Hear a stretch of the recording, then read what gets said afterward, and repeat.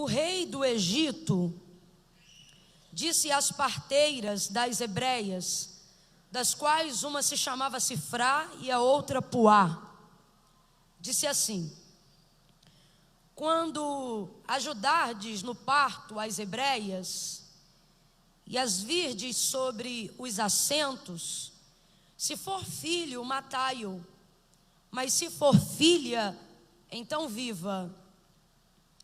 As parteiras, porém, temeram a Deus e não fizeram como o rei do Egito lhes dissera, antes conservavam os meninos com vida.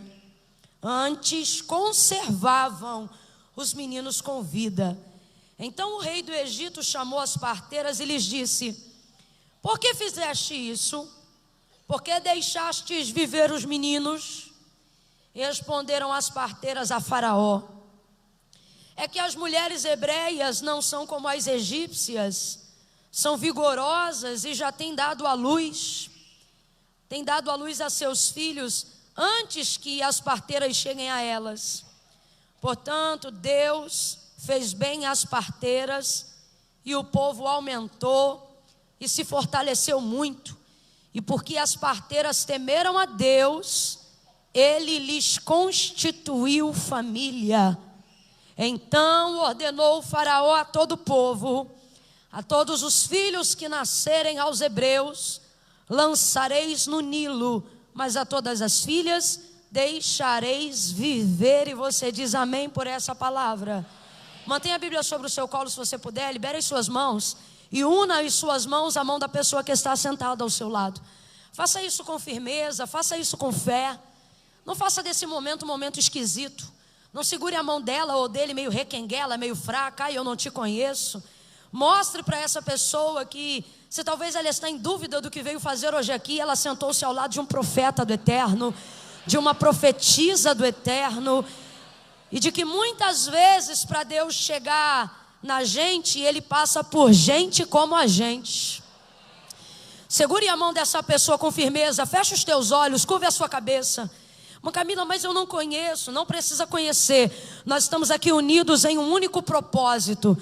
E se andarmos na luz como Ele na luz está, temos comunhão uns com os outros. E o sangue de Jesus Cristo, seu Filho, nos purifica de todo o pecado. Eu quero pedir a toda essa santa igreja que comece a colocar diante de Deus uma súplica agora. Uma súplica diante do Senhor. Que súplica é essa, irmã Camila? Implore um pouco mais. Insista mais um pouco para que o Senhor fale com você. Para que o Senhor manifeste a sua voz pela sua palavra sobre nós aqui nessa noite. Peça ao Senhor isso agora, não tenha vergonha, peça de verdade. Humilhai-vos debaixo da potente mão do Senhor. E ao seu tempo Ele vos exaltará. Chegai-vos a Deus e Ele se chegará a vós. Vamos nos achegar ao Senhor, suplique a Ele: Senhor, fala conosco, Senhor, fala comigo, fala com a pessoa que está aqui do meu lado, Senhor. Vai quebrando toda a resistência, se porventura ainda houver alguma que não esteja dentro da nossa percepção espiritual, mas esteja agindo no oculto, no escondido. Há poder no teu nome. Vai passando em revista, Senhor, vai passando em revista esse arraial, no físico e no espiritual, do lado de dentro, do lado de fora, no psique, na emoção. Vai desbloqueando toda a mente que está em resistência ou em cativo. Vai clamando aí: não pare não, não pare não, não pare não. Senhor, nosso Deus e nosso Pai, eu levanto a minha voz com a tua igreja. Te agradecemos porque o Senhor tem nos reunido nesse lugar, tem recebido a nossa adoração, e de certo há de manifestar sobre nós a tua palavra, porque tu és fiel, porque tu és misericordioso. Mas nós levantamos as nossas vozes em direção ao trono de tua graça, orientados pelo teu Espírito Santo, para te clamar um pouco mais. Abre o leque da revelação, abre a porta da revelação da tua palavra, abre a nossa mentalidade nesta noite. noite. Aonde houver alguém ao alcance da voz profética, seja também alcançado com a colheita, com a revelação, com o impacto da tua palavra neste lugar. Ainda antes que houvesse dia, o Senhor já existia, e não há quem possa fazer escapar das tuas mãos. Agindo o Senhor, quem impedirá? Não tem enfermidade, não tem depressão, não tem síndrome do pânico, não tem síndrome do pensamento acelerado, não tem ansiedade e demasia. Nada e nem ninguém pode impedir a intervenção pelo poder da tua palavra. O céu está aberto sobre nós, Senhor, o acesso está livre. Fala conosco, e Deus, eu acredito em curas e em manifestações pelo poder da tua palavra. Eu acredito no avivamento genuíno pelo poder da tua palavra. Eu acredito que portas são abertas à medida que uma palavra é liberada. Eu acredito que chaves e estratégias são liberadas pelo poder de uma palavra. Eu acredito que até a mentalidade mais adoecida pode ser visitada com o poder criativo, produtivo da tua palavra. Meu Senhor, passe em revista, e enquanto eu estiver ministrando a tua palavra, eu manifesto em luz o que tu disseste que faria. Tu disseste que levantando as minhas mãos, os enfermos seriam curados. Eu não vou procurar quem está enfermo, a tua palavra o achará e o acertará nesta noite. Glorifica, glorifica, glorifica, glorifica, glorifica o teu nome, e nós te glorificaremos, Senhor. Aniquila toda a força do mal. Vai, Senhor, arrebentando toda resistência, quer seja de ordem física ou espiritual. Fala conosco, Senhor. Nós nos colocamos como Pedro diante de ti nesta hora. Nem carro, nem casa, nem dinheiro. A prioridade é a tua palavra. A prioridade é a tua palavra. E como Pedro, nós nos colocamos diante do teu altar. Para quem iremos nós, se só tu tens palavra de vida eterna? Fala, fala, fala, fala, fala, fala, fala, fala como nunca falaste. Fala de um jeito diferente hoje aqui, e glorifica o teu nome, em nome de Jesus. Aperta mais forte a mão do seu irmão e diga: fala, Deus, fala conosco, Senhor, em nome de Jesus. Quem concorda, diga: oh, amém, aleluia, oh, aleluia, oh, glória.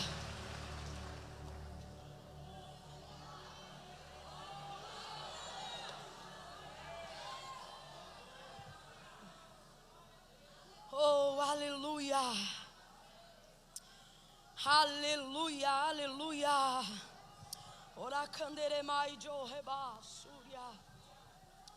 Aleluia, glória a Deus. Aleluia. Oh, glória a Deus. Nós estamos diante de uma narrativa textual que vai trazer um nível de protagonização, né? Um papel principal.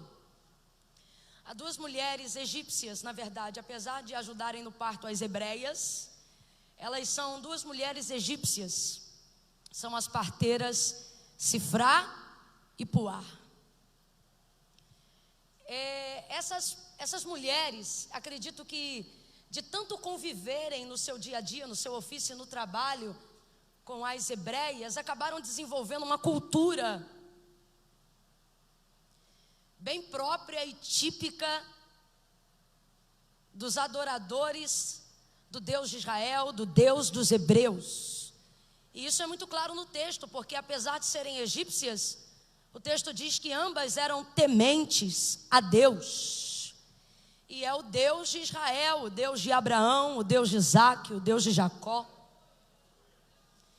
Convivência com os hebreus dá nisso, não importa o quão egípcio seja, né? Elas estão agora tementes a Deus, tementes a Deus. Essas mulheres, elas não são parteiras de maneira popular e generalizada. Faraó, ou na ocasião esse então rei, que chama elas para solicitar, né, que elas viessem matar todo hebreu, todo homem que nascesse das mulheres gestantes daqueles dias. Ele vai justamente em cima delas, porque elas na verdade representam a cabeça das parteiras. Elas atendem todo mundo, obviamente, mas é como se elas fossem uma supervisora dentre as parteiras, e é por isso que o nome delas ganha um destaque tão grande. Obviamente ele não tem condições de procurar parteira a parteira, parteira a parteira, parteira a parteira ou parteira por parteira, não dá. Então vamos chamar quem responde pelas parteiras, e aí vem Sifrá e Puá, essas mulheres tementes a Deus. A parteira, ela tem uma série de habilidades, e com essas mulheres não é diferente. Inclusive elas já têm as habilidades de parteiras extremamente polidas e bem desenvolvidas. Não é à toa que elas são chefe entre a comitiva das parteiras. As habilidades de uma parteira, elas podem ser aprendidas, como qualquer outra técnica, mas elas precisam de tempo até que sejam aperfeiçoadas. E elas obviamente já dominam a técnica e já possuem todas as habilidades. Falando a grosso modo, as parteiras são aquelas que ajudam no parto as parturientes, as gestantes, as grávidas, as que já estão prestes a dar à luz. A parteira, na verdade, naquela época, ela não configurava só uma pessoa para ajudar na hora do nascimento, como também ela exercia o que hoje nós entendemos na área da medicina como a obstetra, não apenas para ajudar a dar à luz na hora que a mulher está em dores de parto, mas também no acompanhamento durante a gravidez. E era esse basicamente o procedimento.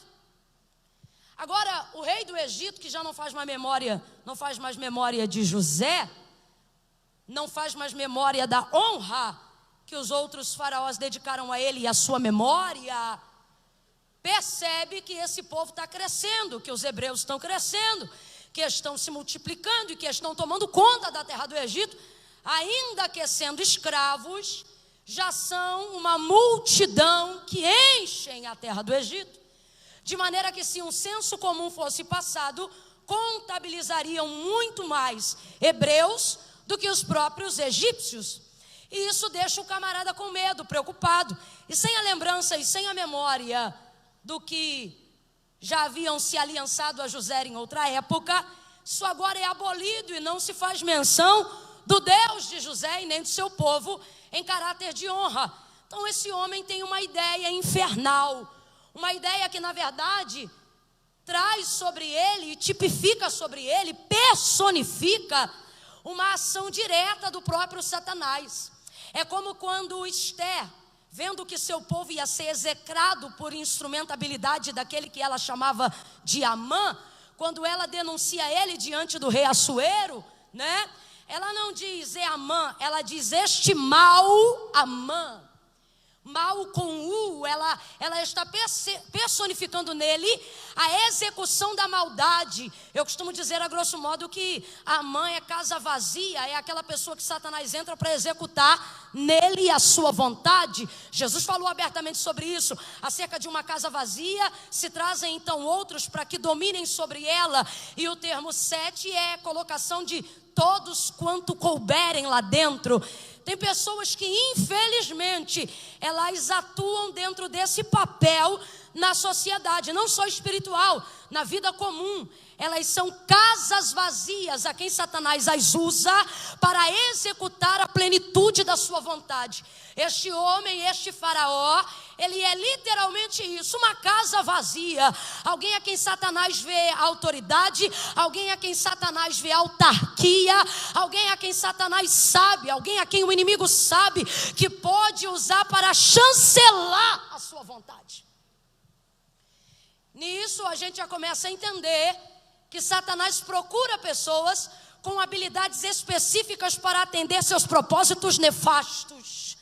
Mas Camila, o que você está dizendo? Estou dizendo que Satanás não procura só ralé, Satanás não procura só quem está à margem da sociedade, Satanás não procura só quem está no limbo social. Pelo contrário, se você está hoje aqui bem espiritualmente, bem financeiramente, bem sentimentalmente, pode ter certeza, isso te torna um alvo do inferno.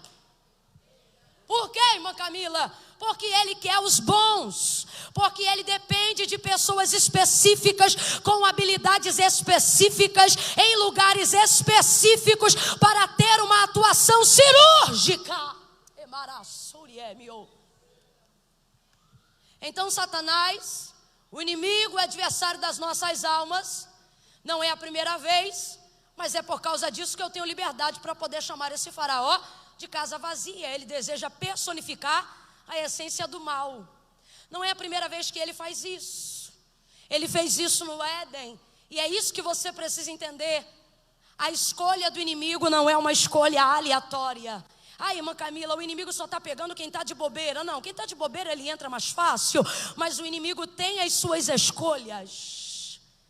Por exemplo, quando ele entra no jardim, a qual plantou o Senhor no Éden, e ele visita o homem para então começar o seu plano de destruição, na comunhão entre o homem e Deus, o texto diz: e Satanás entrou naquela, olha o que o texto diz, na serpente, porque está dando a motivação pela qual ele foi nela, era a mais perspicaz dentre todas as alimarias do campo. Ora, se o plano de atuação é convencimento do que Deus disse ao contrário, se o plano de atuação é influência, se o plano de atuação é intervenção, se o plano de atuação é desfazer uma mentalidade já construída, eu não posso ir num animal que tem carisma, eu não posso ir num animal que seja fofinho, eu não posso ir num tigre que assusta no abrir da boca dos dentes. Então ele pensa, eu vou precisar de perspicácia.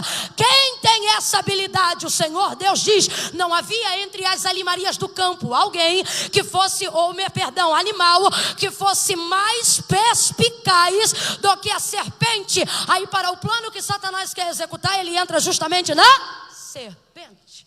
Por quê? Porque era bonitinha? Não era. Se sem perna é feia, com perna então. Não era. Ele escolhe ela porque ela é perspicaz.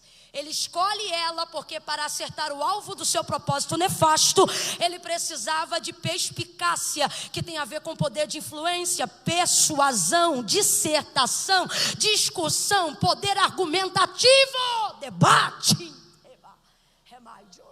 Agora responda para mim com inteligência: ser perspicaz é um defeito?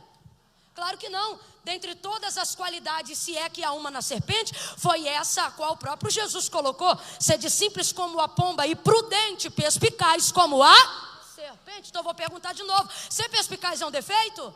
Ser perspicaz é uma falha intencional? Não, ser perspicaz é uma coisa boa. Mais do que isso, é um conselho da prudência de Cristo para nós. Agora veja como as habilidades de um animal se tornaram uma ferramenta na mão de Satanás. Mas Camila, o que você está dizendo? Estou dizendo que o inferno está de olho nas suas habilidades. Estou dizendo que você não pode pensar que porque está aqui dentro hoje, você está totalmente fora do foco do inferno, fora do foco do plano do diabo. E me desculpe, vai ver numa quarta-feira o que você queria era alguém levantando um manto, um cobertor, e você caindo debaixo. E o Senhor está dizendo: é manto e é de livramento. Abre teu olho e entende. Deus te trouxe hoje para dizer que as suas habilidades estão sendo observadas. Agora preste atenção. Preste atenção. Ele consegue fazer uso dessas habilidades, obviamente, usando Faraó. Com Faraó, ele vai ter o poder de chancelar o seu plano de execução. Ele trabalha no oculto e o homem revela em público. Ok? Uma vez convencido o Faraó, como o Faraó age com as parteiras? Do mesmo jeito que o poder do mal se manifesta sobre ele. Por que ele não bate na porta da casa de cada uma e manda os soldados deixarem as mulheres parirem sozinhas, ou não faz uma varredura ele mesmo com os soldados, e dentro de um plano de censo ou de um plano de guerra, ele mesmo planeja a execução, porque Satanás deseja trabalhar no oculto, porque se der certo ele ficará feliz, e se der errado só você fica envergonhado. Então, olha a estratégia utilizada por ele. Vai direto na cabeça das parteiras. Por quê? Porque elas também têm habilidades específicas. E quem acha que o império das trevas anda de maneira desorganizada está muito equivocado. Vai na cabeça das parteiras das hebreias, a saber, Sifra e Puá, e diz: olha, a partir de hoje eu declaro sobre vocês uma ordem. Quando vocês estiverem ajudando no parto entre as hebreias, se for menino, vocês matam na hora. O que é isso? Antes de nascer. Se você fosse aprofundar um pouquinho mais no texto, quando você vê ele usando o termo assento, e já já eu falo sobre isso, a mulher não tinha filhos, sobretudo entre as hebreias naqueles dias. Parto natural ou parto normal, como chamamos hoje, deitadas sobre uma cama, tendo um campo visual mais expandido. Não. Eram como as índias fazem até hoje na Amazônia, sentada de cócoras. Só que para que isso não ficasse desconfortável, na altura do cóccix, um pouco mais abaixo, colocava-se então um banquinho com um pouco mais ou menos de 2 palmos de uma mão feminina. Ali ela se assentava e a parteira se colocava na direção de baixo dela, quase que deitada no chão. Então ela ficava ali embaixo, esperando a criança apontar. Você sabe que de parto normal, naturalmente se sai a cabeça, é a primeira parte. Vez ou outra saem outros membros, mas é extremamente perigoso e não é regra. Pelo contrário, é a exceção da regra. Então naturalmente ela ficava ali embaixo esperando. Quando a cabeça apontava, porque ele diz, quando elas estiverem assentadas nos assentos e a criança estiver nascendo, você sufoca. O que é isso? Mata enquanto está no assento. Porque enquanto está no assento, nem a mãe viu ainda direito o que é. Enquanto está no assento, movida pelas dores da contração e da necessidade de fazer força para ajudar o parto, ela não está totalmente envolvida. E segundo, e agora a principal motivação de Faraó é impedir as parteiras para fazer isso. Qual? Ora, se vai nascer, o filho é dela, mas você é a primeira que pega na sua mão. Então quando estiver na sua mão, antes dela saber o que é, você sabe primeiro. Diga comigo, informação privilegiada. Diga de novo, informação privilegiada. É a última vez, mas de novo, diga, informação privilegiada. Quando ela visse o sexo do neném, ela seria a primeira a ver. Então, se é menina, conclui o nascimento. Se é menino, sufoca enquanto nasce. Quando você estiver vendo o sexo, já acaba com ele ali enquanto está no assento.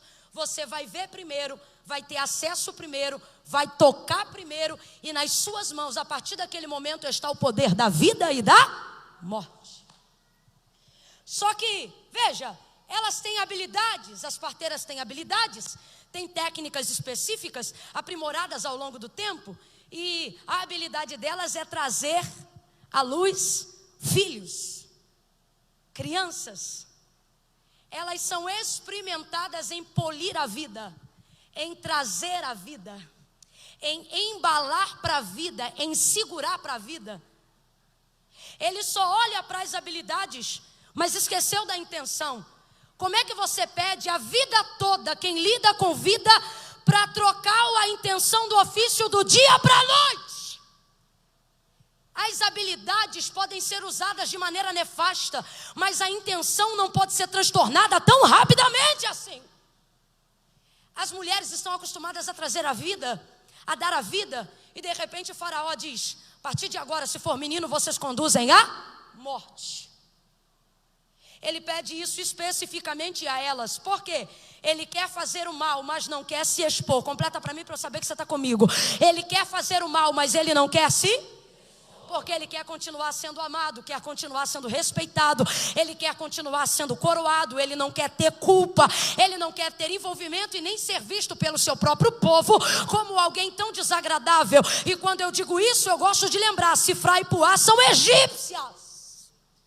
Então elas são uma representatividade de que nem todo egípcio aprovaria uma conduta tão desagradável como essa.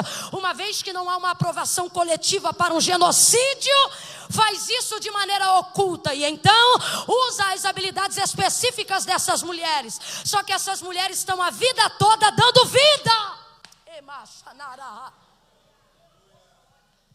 Assim como você treina uma habilidade do lado de fora, você também treina a motivação e a intenção do lado de dentro.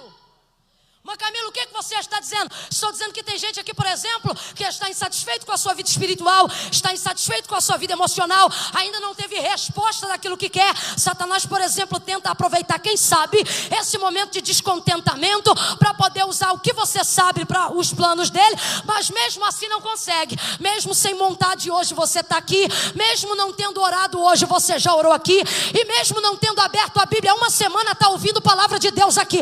Aí eu te pergunto, isso é do dia para a noite? Não. Você já treinou tanto a tua alma a confiar em Deus, que até quando você não está fortalecido, você não sabe fazer outra coisa senão esperar, senão confiar, senão compreender, senão vir para a casa de Deus. Há uma intimidade tão grande entre o Espírito do Senhor e a sua alma. Me ouça, porque eu vou falar de novo. Dado ao tempo, à experiência, ao treinamento, ao desenvolvimento das suas habilidades, a sua devoção, a sua vida com Deus, a este tempo, há uma intimidade tão grande entre o Espírito do Senhor e a sua alma, que quando ela diz emocionalmente, você não vai para o culto, o Espírito pega ela pelos cabelos e diz, vambora que eu ainda governo isso aqui, vambora que eu ainda mando nisso aqui.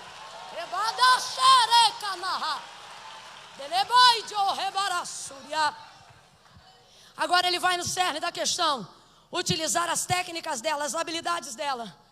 E se tem uma coisa que ajuda a gente a desenvolver técnicas, habilidades, entendimento, experiência, é o nosso convívio no reino de Deus. Quem aqui não sabia que cantava, levanta a mão. Mas Camila, eu não sabia que cantava. Quem continua não sabendo, mas canta mesmo assim?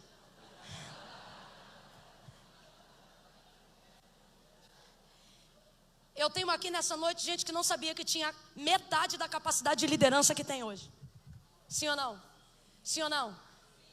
Eu tenho gente aqui que se pegasse o microfone antigamente, ao invés de agradecer a oportunidade, já estava entregando o microfone, se tremendo todo.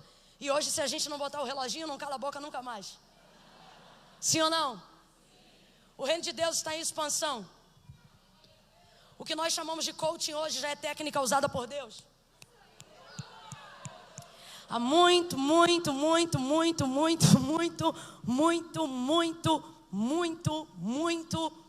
tempo. Você está aqui e está em desenvolvimento. Deus já olhou as suas habilidades. Porque você não é alvo só do inferno. Você só se tornou alvo do inferno porque Deus te viu primeiro. Mas Camilo, o que você está dizendo? Estou dizendo que antes do diabo tentar projetar alguma coisa na sua vida, é porque ele já viu um plano de Deus antes de você nascer. Há um plano de Deus sobre a sua vida. Você quer ver? João, capítulo de número 9. Jesus vai passando, aí o texto diz assim, e passando Jesus viu um cego. E passando Jesus viu um homem, cego de nascença. Aí Jesus parou e ficou olhando ele.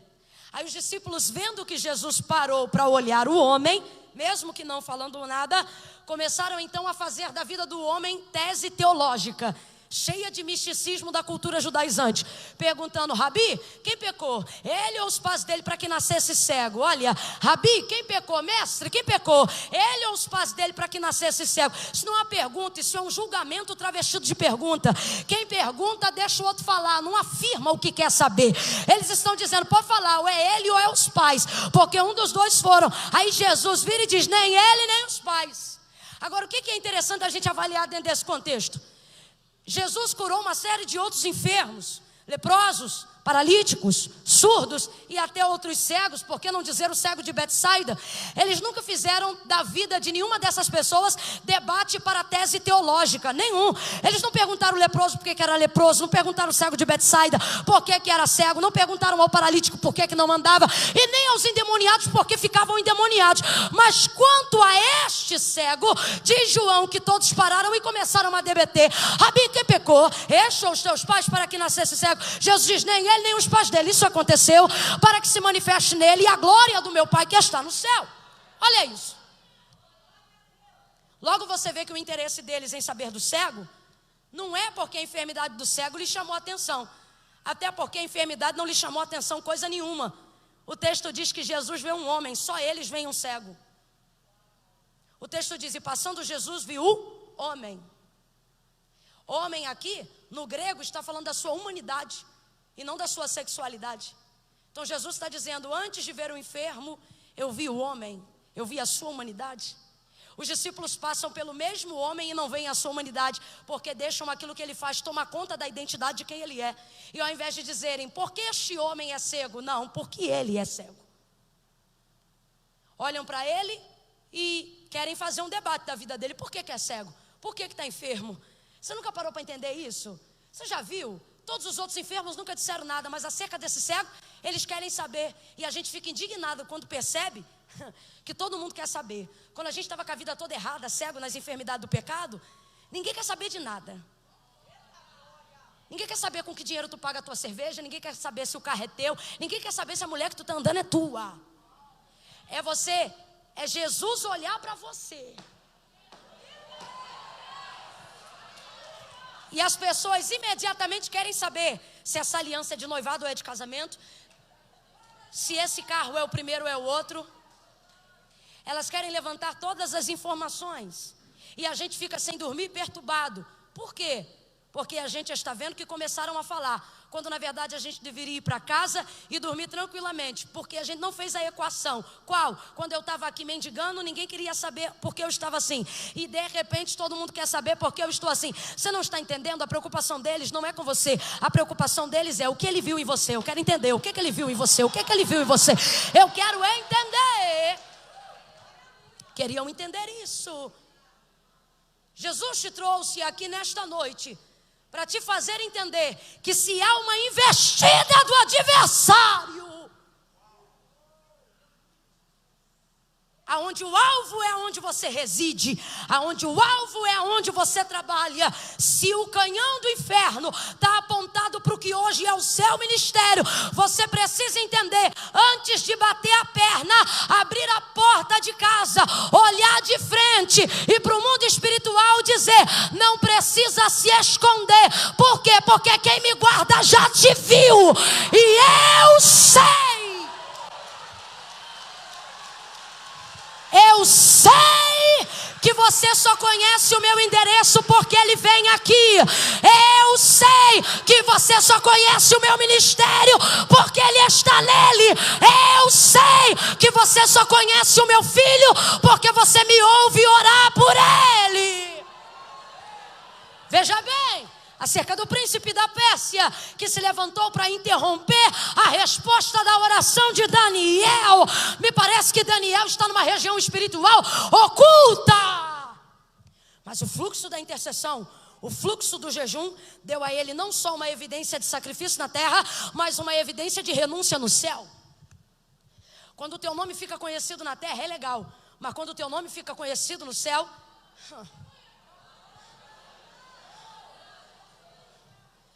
é legal e é extremamente perigoso. Eu me lembro que houve épocas na minha vida que eu precisava orar em secreto, porque eu me sentia tão cercada por espíritos malignos me acompanhando em determinados estados. Acredite se quiser, eu não conseguia dormir. Foi quase um ano de batalha espiritual, até que Deus me deu uma chave de oração no secreto, para que então pelejasse por mim no oculto e eu tivesse recompensa pública quando chegasse nos lugares. Descansada, sem perturbação, em quarto de hotel, sem dificuldade, sem levante, porque esta carne não aguenta um embate diário. Eles não dormem, eles não comem, mas a gente precisa. Então um dia dizendo, Deus, eu não aguento mais, Deus me deu uma chave de oração, uma estratégia para que eu saísse do radar deles. Eu orei esta oração e o Senhor mudou esta situação. Mas hoje, me lembrando desse tempo, eu percebo que a evidência que Deus me deu é que fez com que eles vissem o que estava acontecendo. Volta agora para Daniel. Daniel todavia orou, mas nessa ocasião ele aumentou o fluxo de intercessão. Isso lhe deu muita evidência. Quando o Senhor veio com a resposta, o príncipe da Pérsia se levantou. Deus teve que enviar Miguel para repreendê-lo no nome do Senhor. Agora diga, por que não irrompeu antes? Ora, porque só viu o canal não pela petição, mas pela resposta. Ah, não, vou falar de novo. Por que já que era para interromper, de vez de tentar intervir na resposta, não intervia na intercessão? Não embaçava a intercessão. Se tudo que a gente está falando é numa atmosfera abstrata, porém real, por que então não é mais fácil? Não, é porque isso aqui, estava indo no secreto, agora isso aqui é em público. A palavra do Senhor diz: ora ao teu pai em secreto e ele te recompensará em... Aí então, quando o inimigo tenta irromper, vendo que você é um alvo, de vez de bater uma perna na outra e tremer, você tem que adorar. É porque ele já viu a localização da resposta. É porque ele já sabe para quem é o milagre. Pega na mão de quem está do teu lado. Eu estou sentindo graça de Deus aqui. Pega com vontade, aperta. Ai, meu Deus do céu, aperta. Sacode essa pessoa. Sacode até ela entender que cadeira de igreja não é para descansar. Quer descansar? Descansa em casa. Aqui você veio para guerrear. Pega na mão dela e diga: se o inferno te viu, sacode e diz: se o inferno te viu, o céu já mandou a resposta. Já tem resposta, já tem milagre. Ele só descobriu o teu endereço por causa disso.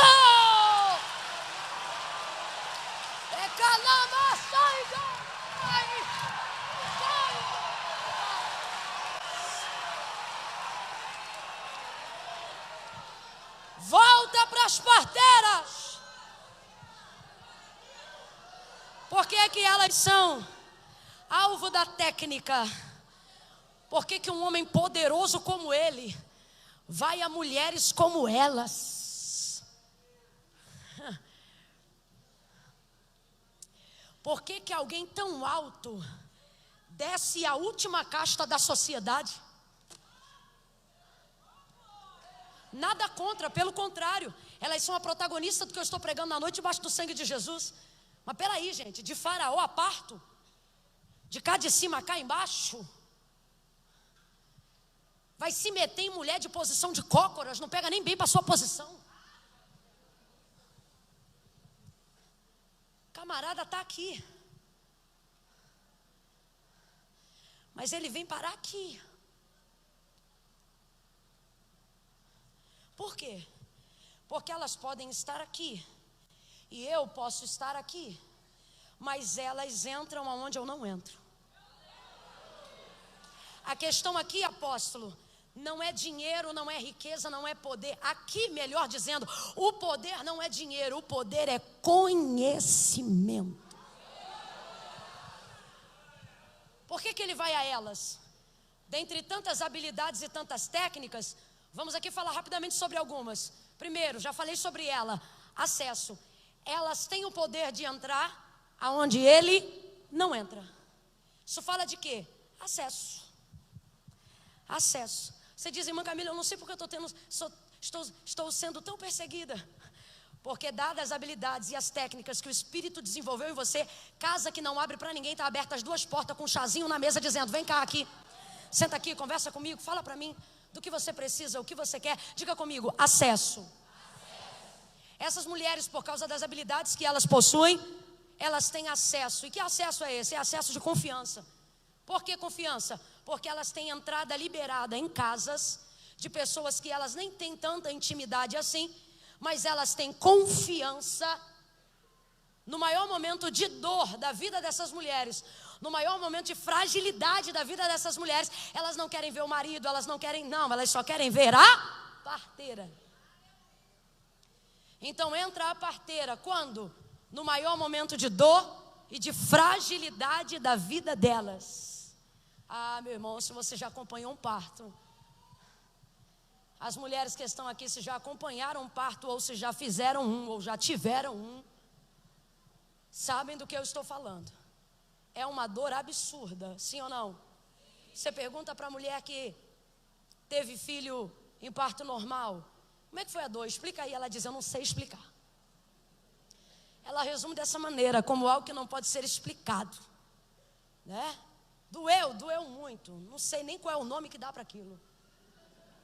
A coisa é tão difícil que acerca da angústia e das coisas escatológicas que ainda estão por vir, Por vezes, a contorção desse mundo é comparada à contração de uma mulher. Dores de parto e angústia. A dor do parto vem acompanhada de uma angústia incontrolável. É nessa hora que as parteiras entram. E aquilo que é perturbador a alguém que não tem as técnicas delas, para elas é extremamente tranquilo. Elas ensinam a respirar. Elas ensinam como superar aquele momento. Agora vamos entrar para o contexto espiritual. Quem são as parteiras? São as mães? Não. As mães são as parturientes. Quem são as parteiras? Elas vão ajudar alguém que está gerando a tornar e a trazer vida para aquilo que está incubado. A mulher está gerando.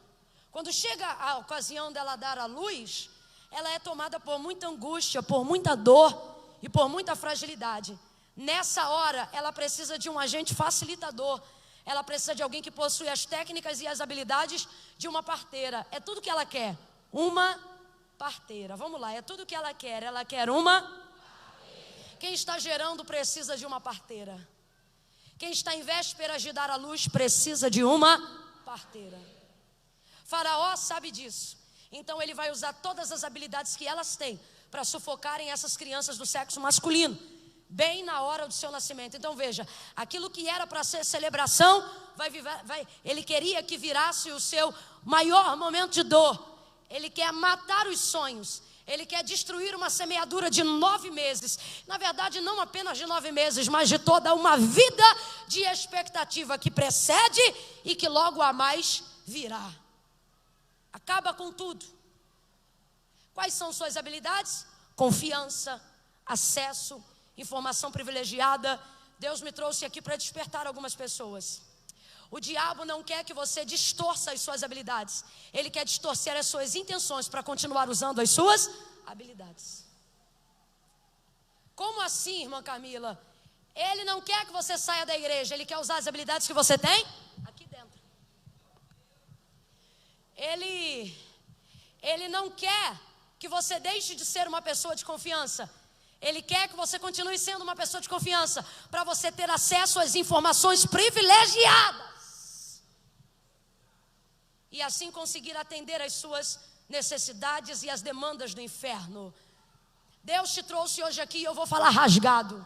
Ele está dizendo: ei, eu te dei acesso a lugares, eu te dei acesso a pessoas, eu estou fazendo gente que não confia em ninguém contar a vida para você.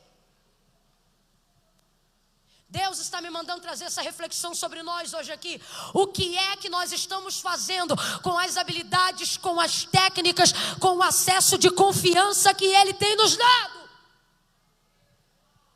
Nós estamos guardando a informação, nós estamos ajudando no processo gestacional da vida, do crescimento do ministério, da chamada de alguém, ou a gente entra hoje aqui e amanhã já está dizendo com quem traiu, aonde traiu. Deus me mostra nesta noite uma porta, dá na mão de cada uma chave e Ele diz: eu estou te ensinando a guardar segredo.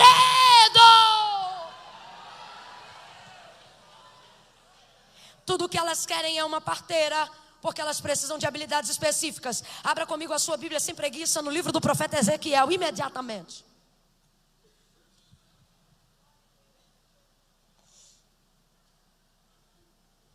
Ezequiel, capítulo de número 16.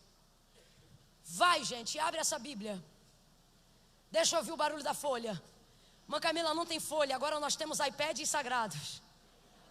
Então abra os iPhones sagrados.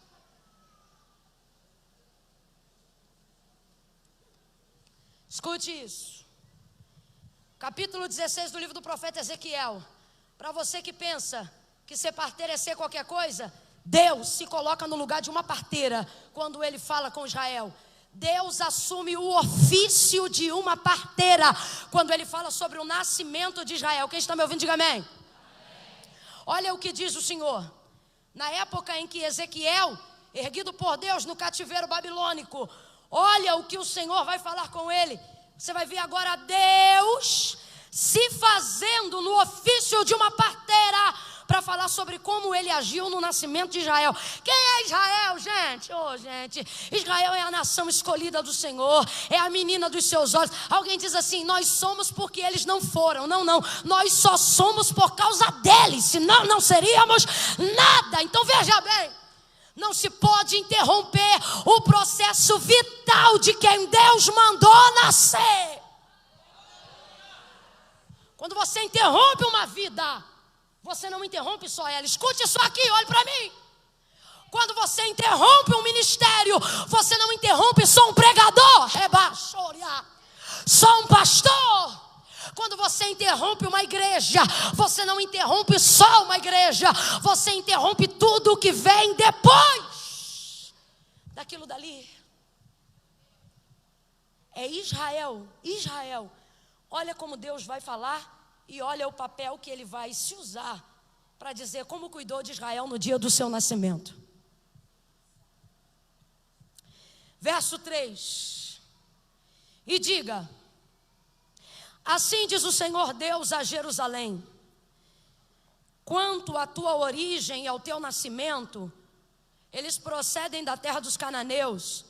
Teu pai era amorreu e tua mãe era eteia. Olha o verso 4, gente. Quanto a teu nascimento e no dia em que nasceste, não te foi cortado o umbigo, nem foste lavada com água para a tua purificação, nem tampouco foste esfregada com sal, nem envolta em faixas. Presta atenção que eu vou repetir o 4.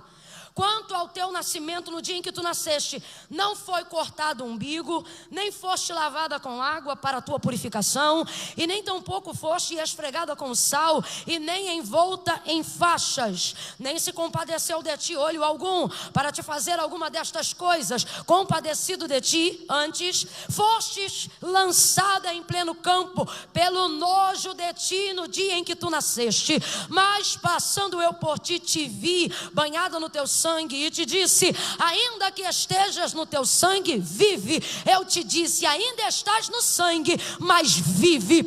Eu te fiz multiplicar como o renovo do campo, e cresceste e te engrandecestes, e alcançaste grande formosura, e formaram-se os teus seios, e cresceu o teu cabelo. Contudo tu estavas nua e descoberta. Mas passando eu por ti, olhei, vi que o teu tempo era de amores, estendi sobre ti a aba do meu manto, e cobri a tua nudez. Dei-te em juramento, e entrei em aliança contigo, diz o Senhor, e então tu ficaste sendo minha.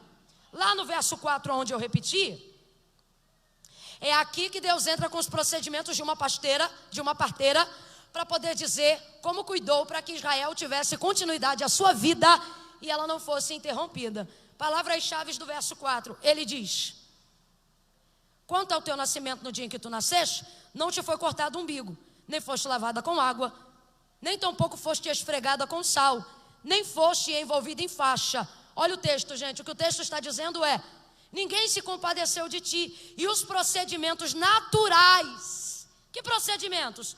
Cortar, lavar, esfregar e enfaixar. As 4 técnicas pré-estabelecidas na antiguidade para a formatura de uma parteira. Olha o que Deus está dizendo: tu estavas abandonada no campo, banhada no teu sangue, por causa disso tinham nojo de ti. Nas entrelinhas, só para a gente entender o contexto, Deus está dizendo: não teve uma parteira que se compadecesse de ti, uma vez que tua mãe e teu pai te lançaram no campo. Ele vai usar os procedimentos que formam uma parteira. Por quê? O que ele está dizendo? No dia em que você nasceu, alguém tinha que ter te cortado o umbigo, o cordão umbilical. No dia em que você nasceu, depois disso você precisava ser lavada. Em seguida, era natural que tu fostes esfregada com sal, mas isso não aconteceu. E por fim, que tu fostes enfaixada, protegida, coberta. Então, irmã Camila, quais são os passos para se tornar uma parteira? Vem comigo e diga: corta, lava, esfrega e enfaixa. Diz de novo: corta, lava, esfrega e enfaixa. Vai sozinho. Muito bem. O que é cortar? Cortar é o cordão umbilical. A parteira chega com alguns instrumentos. Um instrumento de corte é o que ela precisa. Uma parteira não pode ser parteira se não tiver nos seus instrumentos o instrumento prioritário do nascimento de uma criança. Instrumento de corte: uma faca, uma lâmina, uma tesoura, um canivete ou até uma espada nos tempos antigos. Deus trouxe alguém hoje aqui para dizer: eu não chamei você para as suas habilidades atenderem a propósitos infernais. Eu não chamei você aqui para o seu acesso de confiança trazer vergonha na casa das pessoas. Eu não chamei você aqui para você usar a sua influência para poder fazer coisas nefastas para o inferno. Satanás está do lado de fora esperando o culto acabar e querendo saber o que você aprendeu hoje para poder usar contra a igreja, contra Deus, contra o lugar em que Deus te inseriu. Só que hoje você vai sair daqui dizendo: aqui não, diabo, as minhas habilidades são para a glória de Deus. Deus me chamou para a vida. Levanta a mão direita mais alto que você puder, levanta a esquerda junto com a direita, isso. Quando eu contar até 3, você vai impor as mãos sobre o ombro da pessoa que está do seu lado. Calma, no 3. Quando eu disser 3, você vai trazer a sua mão no ombro de quem está. Mas não é assim não, é assim, ó. Vai vir por trás, vai botar o peso da mão no ombro do teu irmão e vai dizer para essa pessoa: Deus te chamou para a vida. Vamos lá? 1, 2, 3, vai! Sacode ela e diz: tuas habilidades são para a vida, tua voz é para a vida, o teu poder de influência é para a vida, a unção que Deus te deu é para a vida, o teu louvor é para a vida, a tua pregação é para a vida, a sabedoria é para a vida, o conselho é para a vida. Deus te chamou para dar vida. Grita comigo: vida! Tá fraco, diga vida! Você não pode sair daqui nessa noite sem um instrumento de corte. Eu imploro a Deus que coloque hoje na sua aljava, na sua bolsa, 4 instrumentos para você não sair mais de hoje aqui sem eles. Deus está mandando perguntar a alguém: você trouxe o de corte? Porque se não trouxe, tem aqui, você leva. Leva. Palavra. No nosso contexto, isso aqui é a palavra. Ela não tem apenas o poder de dar, mas também o poder de tirar. Ela não tem apenas o poder de ligar, mas também o poder de cortar. A parteira, quando chegava na casa de uma parturiente, ela tinha que ter um instrumento de corte. E o que ela tem que cortar? Primeiro passo: depois que a criança nasce, ela corta o cordão umbilical. O que é isso? Isso parece muito malvado. Por quê? Está cortando o laço de dependência que a criança aprendeu a vida toda a viver. O pouco que a criança entende de vida, ela entende pela ligação do feto e da mãe. Cordão umbilical significa que ela não escolhe o que come. O que a mãe come, ela também. É no cordão umbilical que a criança consegue os nutrientes ou os malefícios, dependendo da alimentação de alguém. Mas Camila, do que isso fala? Dependência. Toda parteira tem que saber a hora de cortar as dependências de alguém. Agora presta bem atenção, que eu não vim dar 4 instrumentos de uma babá, eu vim falar de uma parteira. Porque alguém pode estar pensando que Deus está te vocacionando um ministério para você ser babá. Quer ser babá, vai aprender com a Super Nani. Aqui Deus te trouxe para dizer: você é parteira. Você é parteira. Posso te falar uma coisa? Parteira não anda com mamadeira, porque ela não é babá. Parteira não anda com fraldinha para trocar toda hora, porque ela não é babá. Parteira não anda com papinha toda hora, porque ela não é babá. Ela chega na casa com um instrumento de corte, uma tesoura. Ela chega com uma bacia para lavar, ela chega com sal para esfregar. Depois ela enfaixa e vai embora. Irmã Camila, o que é que você está dizendo? Deus está dizendo: quando você aprender a hora de cortar a dependência de alguém, isso distingue uma parteira de uma babá. É complicado, porque todo mundo quer alguém assessorando com um chocalho. E Deus está dizendo: eu não te chamei para ser babá, eu te chamei para ser parteira. Aí, irmã Camila, mas eu já vou chegar cortando? Já vai. Cordão umbilical, quem ainda está me ouvindo, diga amém. Pega o cordão umbilical, quando a criança vai nascendo, ligado à placenta, tudo que é da mãe. Primeiro passo: antes de qualquer outro envolvimento, corta, completa para mim. Antes de qualquer envolvimento, Nas entrelinhas, o que a parteira está deixando claro é: você não se alimenta mais assim. Assim como nesse nível de dependência. Por que não? Ora, quando você é um feto ou uma criança que ainda não nasceu no ventre de sua mãe, se a mãe come bem, você também come. Mas se a mãe come mal, você é obrigado a comer? No período gestacional, você não escolhe o que come. No período gestacional, você não decide do que gosta. Você é obrigado por uma relação de dependência vital a comer tudo que o outro ingere. Se você gosta, você come. Se você não gosta, você come. Estou falando a grosso modo para todo mundo entender. No dia que a criança nasce, a parteira vai lá e corta o cordão umbilical. Agora ela não se alimenta pelo umbigo, ela vai ter que se alimentar pela gosto, paladar. Ela vai escolher. Porque, meu irmão, pode falar o que for que não tem gosto. Quem é mãe aqui sabe.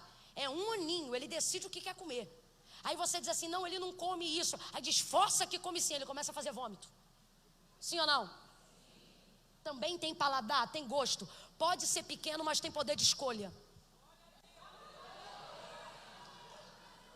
É claro que a mãe cuida da dieta, determina o que vai passar e o que não vai. Mas tem coisa que ele decide não comer e ele não. Tanto que tem gente que cresce aí, depois você diz: fulano não come isso desde pequenininho, nunca gostou. Tem explicação? Não tem critério. Qual? Escolha. Não gostou. Ela corta. Por que que tem que cortar? Tem que cortar porque agora você não é obrigado a comer o que o outro come. Maturidade da vida. Quem é a parteira? Ela traz a você o entendimento de que você precisa saber o que é provado no paladar. Você precisa saber de onde virão os nutrientes. E outra, acabou a culpa de você se sentir mal, sendo-se obrigado a ter que comer e se alimentar do que o outro te obriga. O corte do cordão umbilical é severo, mas é libertador. Deus trouxe algumas pessoas hoje aqui para instruírem outras pessoas que não estão aqui, a dizerem: ei, eu vou ser um pouco severo, mas isso te será libertador. Você é agente de libertação para a vida de muita gente que precisa compreender o propósito da sua vida e da própria vida. Olha para quem está do teu lado e diz: se tiver que cortar, corta. Olha de novo e diga: se tiver que cortar, corta. Deus está dizendo: você não é obrigado a entrar onde o outro entra, a comer o que o outro come, a viver o que o outro vive, a beijar quem o outro beija, a fazer o que todo mundo faz. Deus está levantando uma parteira para você.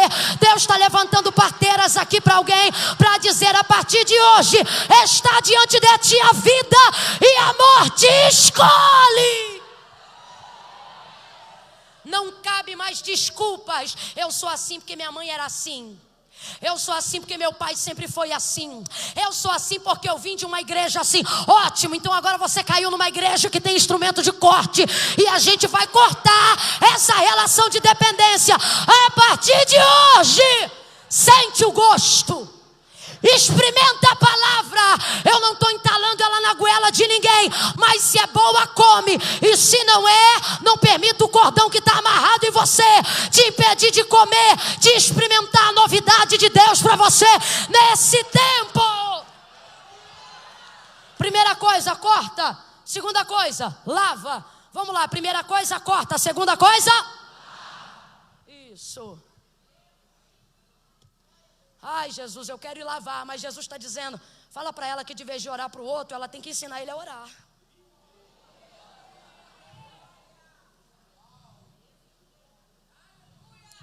Você vai fazer um propósito, uma campanha na igreja, vai subir um monte, eu sei lá. Ela está lá varrendo a calçada, ele está lá jogando videogame. Ora por mim. Isso é cordão umbilical. No dia que tu tirar aquele PlayStation da tomada e falar: toma banho agora, vamos embora. Ele vai entender o que é ter uma mãe com instrumento de corte, o que é ter um pai com instrumento de corte na vida. Eu não aguento não. É criança de 12 anos ainda sendo tratado como bebezinho. Ai, filho, ele trabalha de segunda a sexta. Ou então ele estuda. Ai, acorda muito cedo. Escola dominical, deixa o bichinho dormir. Vai virar um bichinho mesmo. Um bichinho. Minha mãe sempre foi um doce. Minha mãe, nossa, um doce. Né, mãe? Lembro da minha mãe. Eu doida para minha mãe ser uma babá, mas sempre foi uma parteira. Deitado na cama, escola dominical, aceitou Jesus primeiro, foi minha mãe, não nasceu um lar evangélico não. Eu não queria ser crente. Tudo isso aqui é resultado do que eu não queria. Mas com 12 anos você não sabe o que quer, você vai querer o que querem para você. Bendita mãe, que sabia o que querer quando eu não sabia nem o que era a vida. Eu me lembro que domingo de manhã, todo mundo estudando direto, um monte de gente não ia. Aí eu acho lindo, aquela mãe que senta na beira da cama, filho, amor. Minha mãe tinha tempo para isso, gente. Todo mundo trabalhava lá em casa, uma guerra tremenda, uma batalha travada, diabo sapecando para tudo que é lado. Minha mãe virada no giraia, orando, buscando libertação.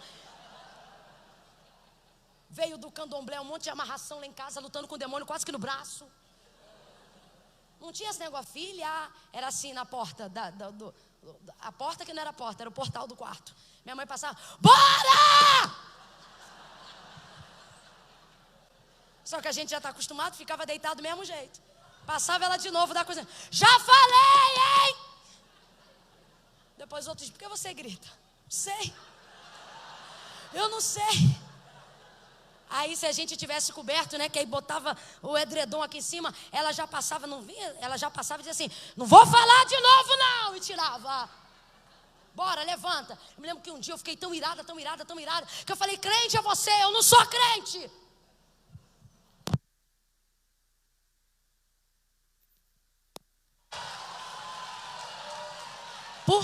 Por que vocês são assim, gente? Presta atenção. Quando estiver no louvor, você dá glória quando a luz acaba. Quando o pastor fechar o culto, você arrebenta. Quando alguém estiver pregando, você arrebenta a pessoa. Não faz isso. Se acontecer de novo, cala a boca. Que aí eu vou continuar falando, porque luz não me impede.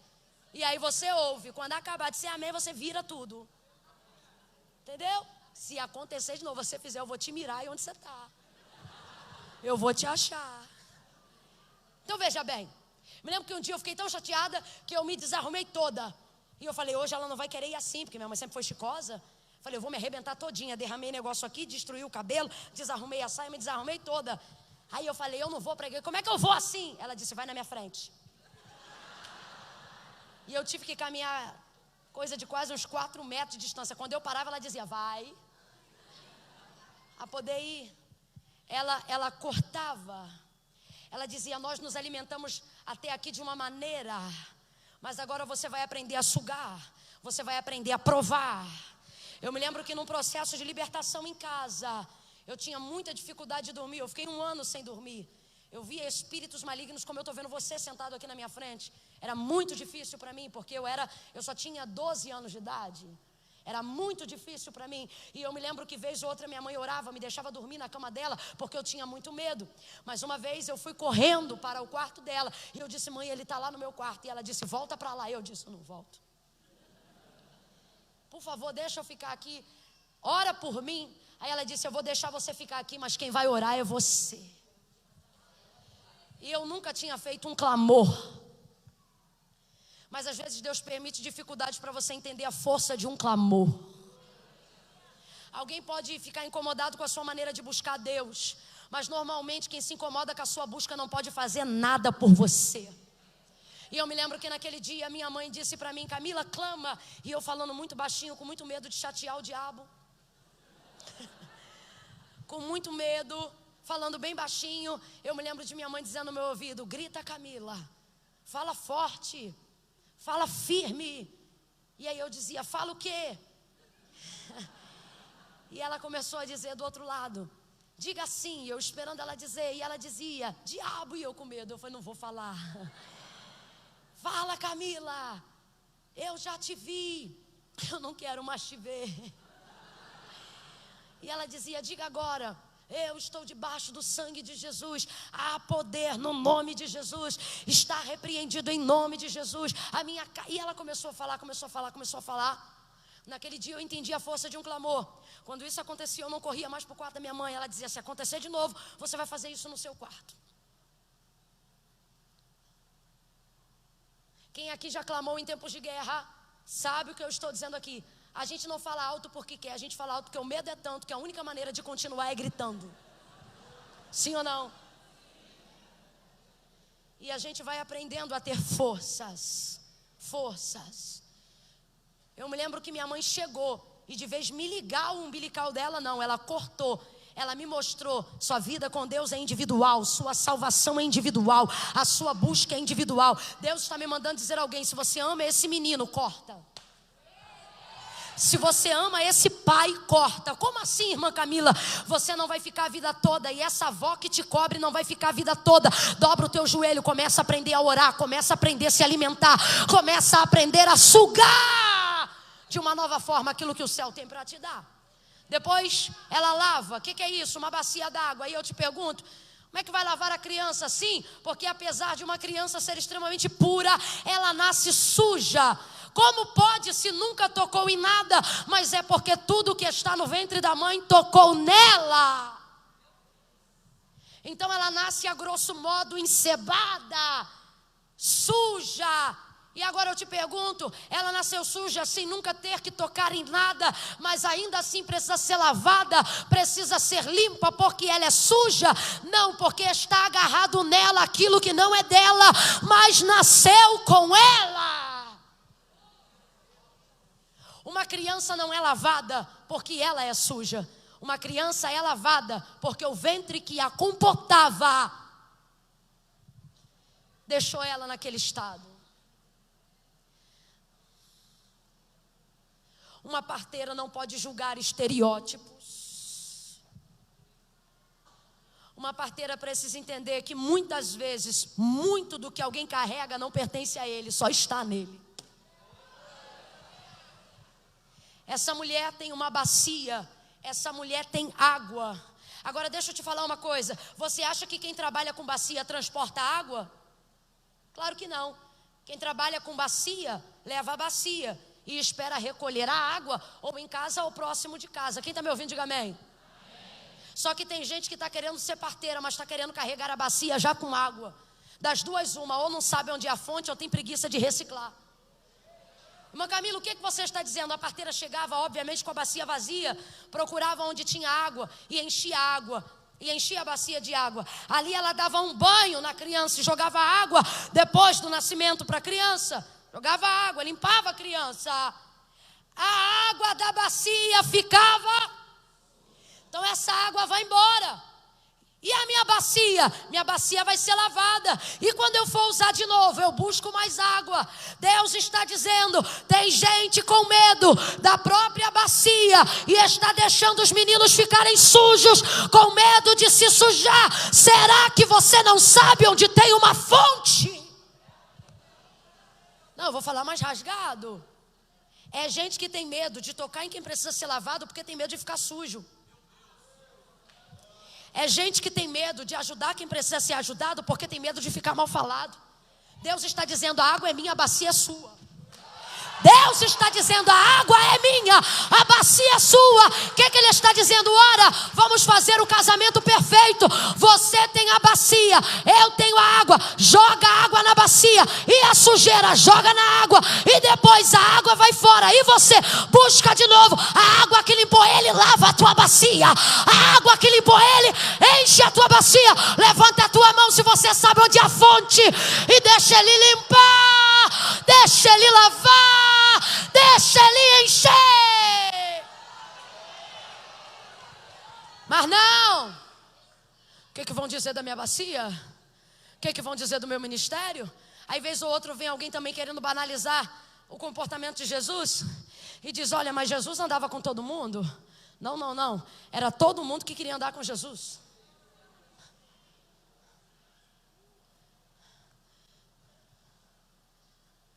Jesus está dizendo, eu vou te dar um ministério tão forte, eu vou te dar uma bacia tão limpa e areada, que não importa as vezes que você vai ter que passar a água de quem você limpou lá dentro. Todo mundo, ao invés de olhar e olhar para você e dizer, a bacia está suja, vai dizer, ele limpou mais alguém, ela limpou mais alguém. Você está entendendo o que Deus está falando aqui hoje? Jesus pega uma bacia coloca uma toalha. E ele diz que vai lavar os pés dos seus discípulos. Pedro diz assim: tu não me lavarás. Aí Jesus diz a ele: se eu não te lavar, tu não tem parte comigo. Aí Pedro diz: então não lava só o pé não, a cabeça, o braço e o corpo inteiro. Sanguíneo, exagerado. Aí Jesus diz: não preciso, basta com que eu lave os seus pés. Jesus se propõe a lavá-lo. Ele entende que para ter parte com Jesus ele precisa ser lavado. Tem gente que é boa, mas precisa ser lavada. Os discípulos já eram discípulos, mas para entenderem aquele momento da plenitude do ministério de Cristo, eles precisavam também serem lavados. Não adianta você começar uma obra e não terminar. Não adianta você dizer: aqui eu faço, ali eu não me meto. Jesus está dizendo: ei, a continuidade desse ministério, a continuidade dessa vida depende da sua ação corajosa em deixar a sujeira dele cair na água da sua bacia. Não tem como você se envolver sem se comprometer. Então, quando você começar uma coisa, você não pode abandonar. Você precisa terminar aquilo que você começou. Jesus corta. Jesus nos ensina a lavar. Corta, lava. Quem lembra qual era o terceiro? É a parte mais difícil e eu fecho aqui. Esfregar. Era com sal e não era refinado igual esse que a gente tem não. Era meio grosso. Vez ou outra alguém vai olhar para você e vai dizer: não gosto do jeito que você fala. Por que você fala assim comigo? Você é meio grosso? Você é meia grossa? Você diz: é que eu sou vaso de antigamente. Eu sou parteira de antigamente. Brincadeiras à parte, por que esfregar é o mais difícil? E para que esfregar se já foi lavado? Tem ministério que é bom porque já foi lavado, mas não é ótimo porque ainda não foi esfregado. O esfregar era fazer um processo de esfoliação, porque a água é muito boa, mas nem tudo sai na água. Tem coisa que está agarrada porque a criança ficou 9 meses envolvida naquele processo. Então precisa ser esfregada. Pegava então o sal com a criança ainda com o corpo úmido para não machucar e passava no corpo. Esfregar aqui não é igual roupa não, irmão. É esfoliar com cuidado. Tem gente que acha que bom é ralar. Se ralou, machucou. Se machucou, não esfregou. Interrompeu o procedimento de qualquer maneira. Colocava o sal e esfregava a criança. Sal. Por quê? Porque a água lava, mas só o sal purifica. Tem gente que não tem nada que atinja contra o caráter e contra a moral, mas você vê no trato que não é santo. Eu já sentei ao redor de mesa de gente que eu me levantei imediatamente. Eu não tinha nada para apontar diretamente do que fazia, mas o trato não era puro. Sabe, gente que tudo é chocarrice, tudo é mentira, tudo é engano. Eu via: meu Deus, como é que pode? O que é isto? Não é puro. Esfregar é tão difícil porque demanda repetição de processo. Se de tudo que eu preguei você não ouviu, dê atenção a isso agora, porque quando eu estava sentada ali, o Senhor falou comigo que esta igreja está na fase do esfrega. É a parte mais cansativa. Quando? Repetir processo já feito. Rebará, seremancho. Você lava, a água leva. O sal não, o sal apega. E só sai com você esfregando. Repito novamente: esfregar é repetir processo. E por que eu não gosto de esfregar? Porque eu não gosto de ter que fazer de novo o que eu já fiz. Tem gente na sua vida, tem gente na sua casa, tem gente na sua igreja que você já cortou, já lavou, já orou, já intercedeu. E quando você pensa, é uma flecha na aljava, vai arrebentar, ele faz alguma coisa de novo, ela faz alguma coisa de novo e te obriga a orar de novo, interceder de novo, jejuar de novo, esfregar de novo. Só que quanto mais esfrega, mais puro fica. Eu quero que você entenda que no ambiente profético, esfregar aqui é repetir processo. E Deus não tem nada contra repetir processo. Tudo que se repete é pedagógico. Tudo que é pedagógico se aprende. Tudo que se aprende te eleva à excelência. Ouça isso. É a repetição do processo que gera a transformação. É a repetição do processo que traz o milagre. É a repetição do processo que aprimora a sua habilidade. É a repetição do processo que te dá fluxo de intercessão. É a repetição do processo que te dá chave de oração. É a repetição de processo que te faz aprender coisas que você não sabia. É a repetição de processo que te dá uma identidade espiritual. É a repetição de processo que te faz ser diferente da esmagadora maioria. É a repetição de processo que te faz encarar com naturalidade o que é muito difícil para outras pessoas. Eu me lembro que quando eu comecei a viajar, eu sempre levava as irmãs do grupo comigo. E eu sempre escolhia aquelas que nunca andaram de avião. Era um jeito de eu fazer elas viverem a realização de um sonho através do ministério. E eu me lembro que eu chegava de boa, sentava de boa, porque eu já estava treinada para aquilo. Mas elas iam cantando o hino da harpa daqui até lá. E quando chegavam derrubadas de sono. E quando comiam, se enjoavam na viagem. Porque às vezes era 6 horas de carro, 8 horas de carro, 9 horas de carro. Era uma dificuldade tremenda. Elas amavam, mas ao mesmo tempo ficavam enjoadas. Eu me lembro que uma vez eu trouxe uma menina para trabalhar comigo e ela é excelente, mas ela chegou para mim e ela disse: Camila, me perdoa, mas eu não aguento. Ela ficava amarela, igual essa tela. Ela passava mal porque ela não tinha costume. Há pouco mais de um ano eu tenho trabalhado com a pastora Raquel. A pastora Raquel dorme de um lado e encosta do outro, fica meio assim, fica ameaçada. Raquel, você quer desistir? Não quero não, porque ela entende que um processo de treinamento vai dar para ela habilidade. Quando eu comecei a viajar, eu tomava 2 Dramin. Quando eu comecei a viajar, eu dormia em qualquer canto. Hoje eu chego depois de 14 horas de viagem, prego 2 horas, volto para casa, oro só 1 hora, volto 3 horas, estou em casa. Chega em casa, você dorme? Não. Camila, você é ligada no 320? Não, no 360. Deus me treinou para viver esse tempo. Eu nunca disse para Deus: Deus, eu quero que o Senhor diminua o fluxo, eu não quero mais atender a agenda. E também outra coisa, sempre fui disciplinada. Eu tenho meu horário com meu marido, meu dia com a minha família, minha resenha com os meus amigos, é tudo disciplinado. De vez em quando alguém pensa assim: é maluquinha, vai ganhar o mundo. Não, meu irmão, eu estou construindo vida, porque eu sei que não é a chegada, é a jornada. Eu estou ligada. Aí quando eu chego, eu penso: eu estou arrebentada, eu estou doída. No começo era assim, mas passou 1 ano, passou 2. No terceiro eu ainda sentia, no quarto eu ainda sentia, no quinto eu não sentia mais, no sexto eu bambiei. E então Deus disse assim: Deus tomou um vaso de uma igreja batista, daqueles que nunca são usados, para poder dizer: sou eu mesmo. É um amigo meu. Não falou em língua, não profetizou. Cheguei na igreja dele, dobrei o joelho, nem minha cara ele viu. Pelo Espírito ele impôs as mãos sobre o meu ombro e disse assim: estás cansada? Queres parar? Quando não quiseres mais ir, eu também não quero continuar. É só você me dizer, eu só vou te dar o que você aguenta. Irmão, e com Deus eu sempre fui assim. Eu posso estar arrebentada, mas se é de Deus, você não está entendendo, se é de Deus eu quero. De lá para cá, eu comecei a orar e disse: não quero que tu diminua o processo, quero que tu aumente a minha rompendo. Vejo Deus fazendo hoje, quase 10 anos depois, o que não fez na época do 5, do 6º ano, nem do 7º ano. Vejo Deus me empurrando para um romper. Em dias que eu cansava, apóstolo, e eu dizia assim: poxa, hoje quarta, amanhã quinta, já aconteceu de eu dormir em uma semana 6 horas na semana. Só para você ter noção.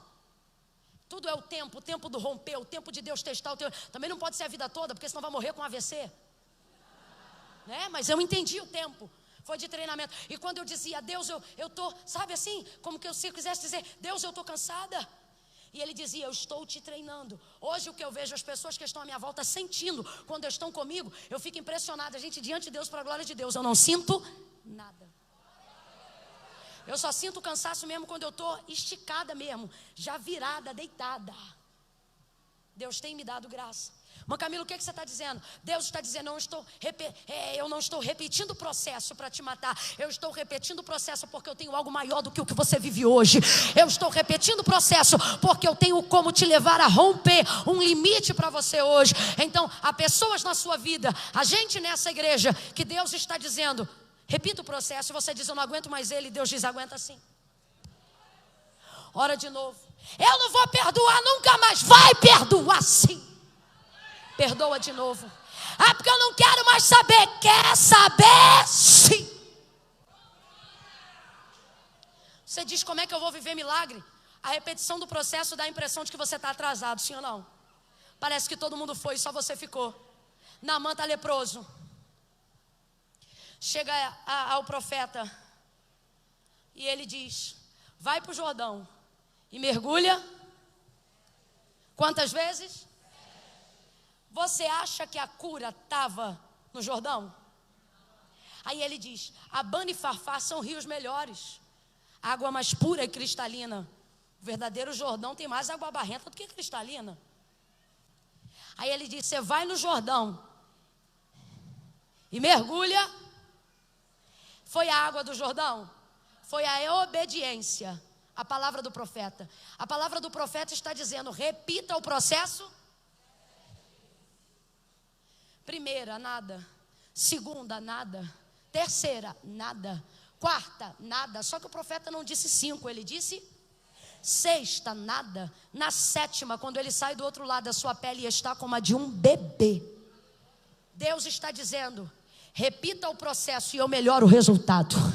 Repita o processo, obedeça a palavra, esfrega, aconselha de novo, abraça de novo, ama de novo, perdoa de novo, ora de novo, intercede de novo, aconselha de novo. E eu vou melhorar o resultado. E por fim, enfaixa. Então vamos lá, fecha comigo nessa noite e diga: corta, lava, esfrega, enfaixa. Por que enfaixar? Depois que ela fez isso tudo, elas traziam como se fosse uma atadura de linho de 4 metros de comprimento. Gente, uma criança não tem mais do que 55 centímetros numa regra geral. Para que uma faixa de 4 metros? É porque antigamente criança não nascia igual hoje. Eu lembro que meu pai demorou 7 dias para abrir os olhos. Minha avó falava isso. Hoje as crianças já nascem dizendo: por que esse médico me bateu? Né? A faixa é para fazer um processo como se fosse de mumificação na criança, para ela ficar toda durinha, enrijecida, porque ela agora vai sair e a casa vai ser visitada. Muita gente vai pegar a criança no colo, e quem não sabe pega, e quem sabe pega também. Enfim, você não sabe quem vai pegar a criança. Então, para não jogar o processo do aprendizado no lixo, deixa ela toda enfaixadinha, porque até que alguém pegue, se deixar cair, enfaixada, com uma atadura de 4 a 6 metros, é como se ela tivesse engessada. Se a criança caísse de até 1,5 metro, ela não quebrava nada, porque ela estava envolvida numa faixa de 4 a 6 metros. Quem está me ouvindo, diga amém. Deus está dizendo: às vezes a gente faz o processo todo e esquece de proteger. Por quê? Porque ser parteira não te faz ser mãe da criança. Você ajuda no processo, mas como você soube a hora de entrar, você também precisa saber a hora de...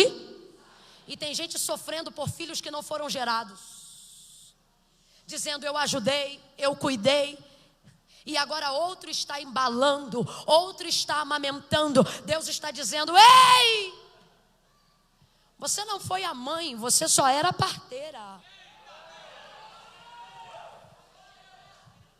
Você precisa ser curado. O ministério de algumas pessoas tem ficado comprometido, porque Deus chama elas para serem parteiras e elas se sentem a mãe. Ajudar alguém a crescer não te faz mãe de alguém. Ajudar alguém no momento de dor da sua vida não te dá a certidão de nascimento da criança. Quando a criança nasce, ela faz todo o procedimento, enfaixa e entrega para a mãe. E então ela pode ir embora. E agora eu quero entregar uma parte seleta, porque tem gente hoje aqui que o Senhor está dizendo: para de brigar, entrega para quem pertence. Mas eu lavei de onde veio, mas eu cortei de onde veio. Pois é, só que agora está pronto para voltar. Está enfaixado, está protegido, está guardado, está cuidado. As mães, literalmente, vocês sabem, vocês não criam o filho de vocês para vocês. Aos pais, a mesma coisa. E os pastores nem se fala. Quantas vezes você cria para alguém, ensina a cantar para alguém, ensina a pregar para alguém, depois que faz tudo, você vê indo para o braço de alguém que não foi quem cortou, não foi quem lavou, não foi. Só que Deus está dizendo, eu também estou preparando alguém para você.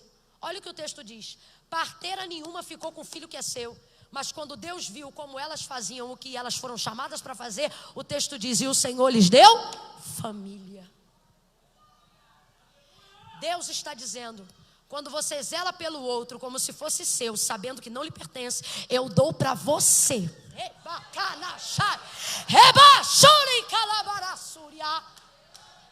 aquilo que você merece, aquilo que você precisa. O resultado da colheita do que você semeou na vida das pessoas. Levanta a mão direita, porque Deus colocou uma palavra profética na minha boca. Deus está dizendo que você plantou na vida de muita gente, mas vai colher na tua casa, vai colher na tua igreja, vai colher com o teu povo. Levanta a tua mão comigo e diga: corta, lava, esfrega, enfaixa. Fica de pé que você está formado, eu quero te dar um diploma. Bota a bolsa no banco. Você ficou aqui até agora. Não fica de agonia agora, não. Mas Camila... É 9h30, gente? Hã? Fala, gente. Eu, hein? Para de agonia. Aleluia. Agora, de tudo que as parteiras fazem, o que mais me chama a atenção é a capacidade que elas têm de dar à parturiente a seguinte confiança: de fazer força na hora da dor. Até hoje eu tento entender isso. Eu ainda não sou mãe, mas eu fico olhando a galera nos filmes, ou até enfim, coisa aí de televisão, internet. E normalmente o marido, quando não desmaia, ou alguém do lado, ensina a respirar e a fazer força, né? Faz força. Já vi o obstetra dizendo: faz força, mãezinha. E a mãezinha querendo matar o pai: some daqui, olha o que você fez comigo. Está gerando, né? Eu tenho dois tipos de pessoas hoje aqui. Quando eu estava sentada ali, o Senhor falou comigo. Eu tenho aqui parteiras e parturientes. Eu tenho aqui gente que vai ajudar e gente que está gerando. E tem gente aqui que está gerando, que está tomando chazinho de aborto de desânimo, dizendo: eu não aguento mais gerar isso há tanto tempo. Você sabe que precisa de alguém para te ajudar, mas parece que esse alguém nunca vem. Você sabe que precisa de alguém para mentorear você, e Deus está dizendo: submeta-se a isso. Permita-se confiar em quem Deus confia. Irmã Camila, e Deus confia em alguém?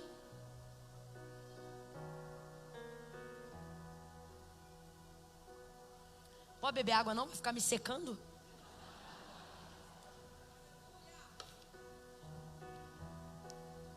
Sabe o que eu acho lindo? Jesus, antes de ser crucificado, celebra a última ceia. Ele mesmo parte o pão, fala sobre a nova aliança, e aí um pega para capar, meu irmão, acontece depois da ceia. Enquanto Jesus fala da sua ausência no meio deles, porque vai se entregar, os discípulos começam a ferrar numa discussão. E a discussão diz assim o texto: e procuravam saber entre eles quem era o maior. O que é isso? Jesus está dizendo vai sair, entre aspas, e eles já querem saber quem vai ocupar o lugar de Cristo. É que vai ser o líder. Mano, quando uma cadeira esvazia, você não pensa em ocupar. Primeiro você chora a perda, depois você deixa a coisa acontecer. Aí o texto diz que Jesus chega e acaba com a discussão, dizendo: estando entre vós eu não sou maior?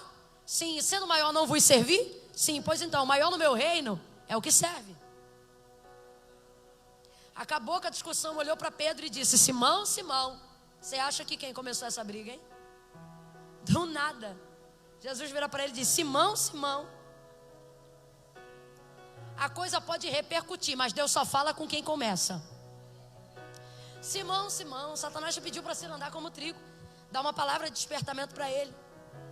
Agora tu vê, acabou de cear, depois de quase 3 anos e meio de investimento, de mentoria, de discipulado, Última ceia. Se tem alguém que esfregou, foi Jesus, hein? De vez eles terminarem chorando. Gente, Jesus cantou um hino, o ato solene da igreja até hoje. De vez de celebrar, eles começaram a quebrar o pau. Forte discussão, alguém ficou vermelho, alguém gritou. Aí Jesus acaba com aquela discussão e diz assim: vós tendes permanecido comigo nas minhas tribulações. Sabe o que ele está dizendo? Vocês não são perfeitos, mas são os que estão comigo. João, você é bipolar. Pedro, você é sanguíneo. Mas são vocês que andam comigo. Como o Pai me confiou um reino, eu o confio a vós. O céu está depositando expectativa em você, sim ou não? Deus depositou, abre aspas, uma expectativa em você, sim ou não? Jesus está dizendo que o Pai confiou a mim, eu estou confiando a vocês. Por quê? Porque confia neles? Não, porque confia no investimento que fez neles até hoje. Jesus está dizendo a alguém aqui nessa noite: confia no investimento que eu fiz em você. Confia na habilidade que eu aprimorei em você. Mesmo não sendo perfeitos, eram ideais, porque eram os que estavam com eles. Jesus está dizendo: se é para dar para alguém, eu vou dar para quem eu conheço. E eu conheço vocês. As imperfeições também conheço. As falhas também conheço. Os vacilos também conheço. Mas é vocês que eu conheço. E confiou o reino a nós que estamos hoje aqui. A maior importância de uma parteira é ter acesso de confiança na casa de uma mulher que recebe ela no momento de dor da sua vida. E na hora de fazer força, ela fica embaixo, a mulher está em cima na posição de cócoras, e ela está embaixo preparando-se para segurar a criança. Então é um processo natural isso aqui, ó. Faz força em cima que eu seguro aqui embaixo. Então a parteira dá à mulher condições, entusiasmo, de que ela faça força onde está, sem se preocupar que o que ela está gerando vai cair no chão, vai arrebentar a cabeça. O que é isso? Arrebenta aí em cima que eu sustento aqui embaixo. Eu vivo o resultado de uma série de parteiras, de gente que diz: Camila, vai que a gente está orando. Deus está dizendo a essa igreja, para todos os ministérios que estão sendo gerados hoje aqui, Ele está dizendo: não sufoque ninguém. Enquanto você não gera, sustenta quem está gerando. Enquanto você não tem o que é seu, proveja quem está desenvolvendo o que é de Deus. Que essa igreja possa dizer aos apóstolos dela: pode fazer força em cima, que a gente está segurando aqui embaixo. Que hajam pessoas do seu lado, que Deus te prepare gente para dizer: ei, faz o que Deus está te mandando fazer aí em cima, e deixa que a gente segura aqui embaixo. A gente segura o resultado da dor, a gente segura o peso gestacional, a gente dá um jeito de você continuar o que você está fazendo sem comprometer a realização do que a gente está recebendo. Pega na mão de alguém: eu quero orar junto com você. Diga para essa pessoa: faz força aí em cima, que a gente segura aqui. Fecha os teus olhos. Quando eu terminar de orar, eu vou contar de 1 a 3. Quando eu disser 3, tem gente hoje aqui que precisa sair do lugar e vir ao altar de Deus.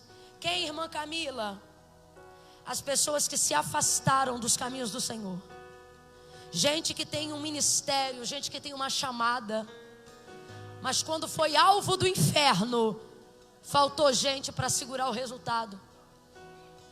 Você sentiu falta, você está gerando, sua promessa parece que está em retardo ou em atraso, mas Deus te trouxe hoje aqui para ouvir esta palavra, para te dizer: ei, se esforça hoje, que você encontrou gente que vai segurar. Quando eu disser até 3, vai sair do lugar e vai vir ao altar de Deus. Gente que se afastou dos caminhos do Senhor, tem Jesus no coração, tem temor de Deus, mas não fez ainda uma aliança com o Senhor. Ah não, irmã Camila, para mim servir a Deus é coisa séria. Depois que eu parar de beber eu vou. Depois que eu parar de fumar eu vou. Eu gosto desse aqui. Eu não fui ainda porque eu não casei. Depois que eu casar eu vou. Você é crente? A pergunta é porque você ainda não é salvo. Ah, porque depois que eu terminar isso ou aquilo eu vou. Ei! Jesus disse, sem mim nada podeis fazer. Você não se liberta para servir a Cristo. Você serve a Cristo e Cristo te liberta para ser servido de você. Você acha que eu vim bonitinho igual eu estou hoje aqui? Samba canção do piu-piu, camiseta combinando, barriga de fora, tênis coloche, colé, que eu era surfistinha bodyboard. Vim chorando ao altar de Deus. Naquele dia percebi um equívoco que todo mundo comete. A gente sempre diz assim, vem receber Jesus. Só que quando a gente chega no altar a gente percebe que não é a gente que recebe Ele, é Ele que recebe a gente. E diz, eu te aceito, eu te perdoo.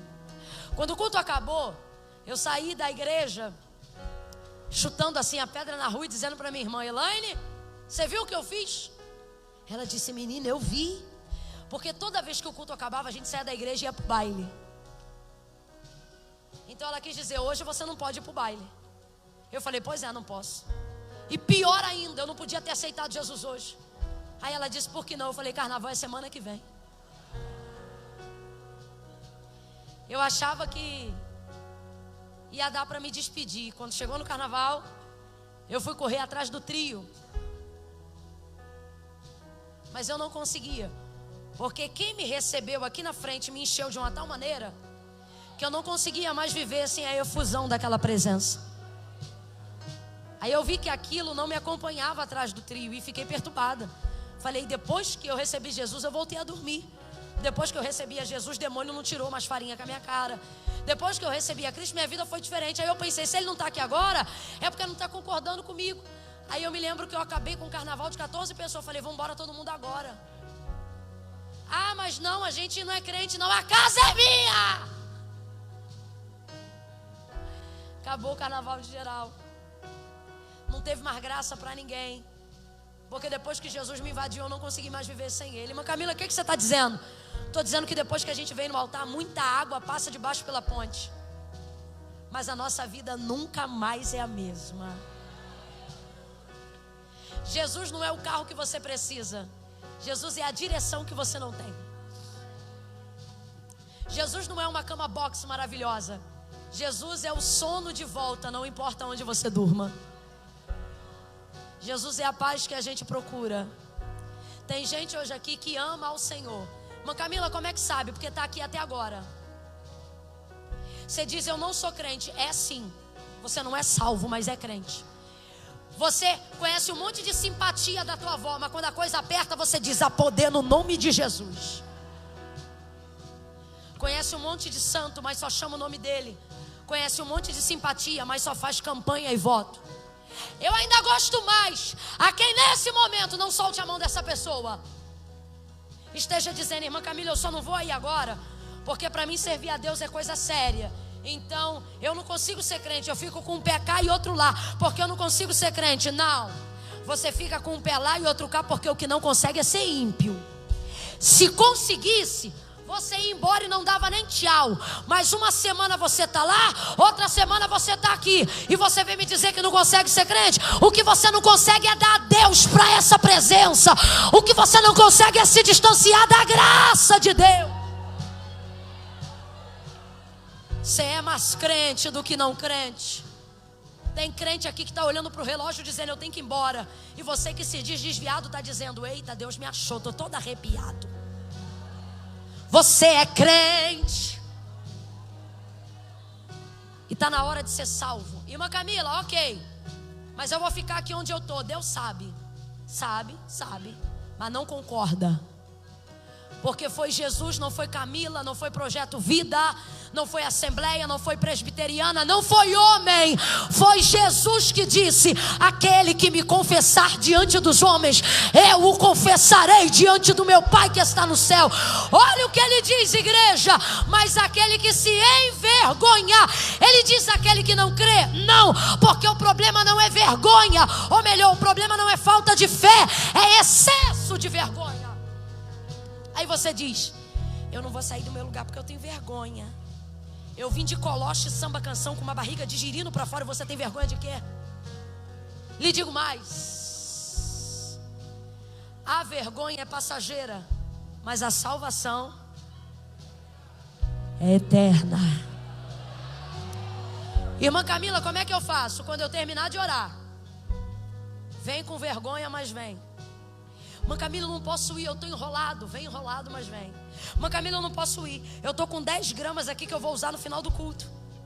Deus está dizendo, vem com as suas 10 gramas. Se o fornecedor estiver aí, traz ele também.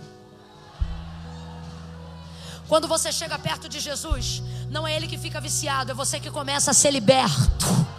Você não precisa ter medo do que carrega. Você não precisa ter medo do que te aprisiona. Você diz, mas esse vício é forte, esse problema é forte. E o Senhor diz, um valente só é valente até que o mais valente chega. E o mais valente é Jesus. Fecha o corredor, dá a mão para todo mundo. Dá a mão para todo mundo, fecha o corredor aí agora. Fecha o corredor aí agora. Senhor, aonde houver uma parteira, aonde houver um homem a quem o Senhor levantou para auxiliar nas demandas da vida, oh Deus, é na tua presença agora, eu invoco o teu nome. Esse altar é profético, essa igreja é profética. Há uma unção desatadora de julgos aqui nesta noite. Eu te louvo pela oportunidade de passear nesta terra fértil, uma terra de gestação e milagre, uma terra de madres espirituais, uma terra de ventres espirituais, uma terra de entranhas fortalecidas. Deus, levanta ministérios, levanta chamadas operantes. Deus, traz gente com alto potencial para este lugar. Traz gente com poder gestacional para milagres neste lugar.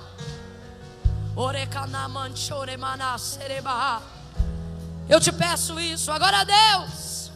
As pessoas que estão aqui nessa noite, Senhor, levanta elas, Senhor. Levanta eles, não apenas como progenitores, mas como auxiliadores de filhos que não tiveram suas mães, de filhas que não tiveram referência, de ministérios que foram abandonados. Senhor, unge esse teu povo com uma unção de resgate. Unge esse teu povo com uma unção de parteira. Coloca na mão do teu povo a palavra cortante, penetrante. Coloca na mão do teu povo a água do Espírito, a água da vida. Coloca no teu povo o sal que faz a diferença. Ajuda a gente a esfregar, ajuda a gente a repetir o processo. Não deixa essa mãe desistir do filho, não deixa essa mulher desistir do casamento, não deixa esse homem desistir do ministério. Esfrega, enfaixa, cobre, adorna, protege. Vai envolvendo, envolvendo, envolvendo. Envolve no teu manto.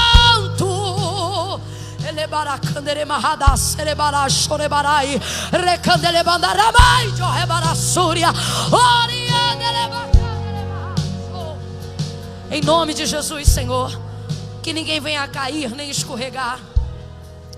Protege as nossas habilidades. Protege a voz, a influência, a referência. Protege o comando, protege o governo. Protege a inteligência, protege a sabedoria.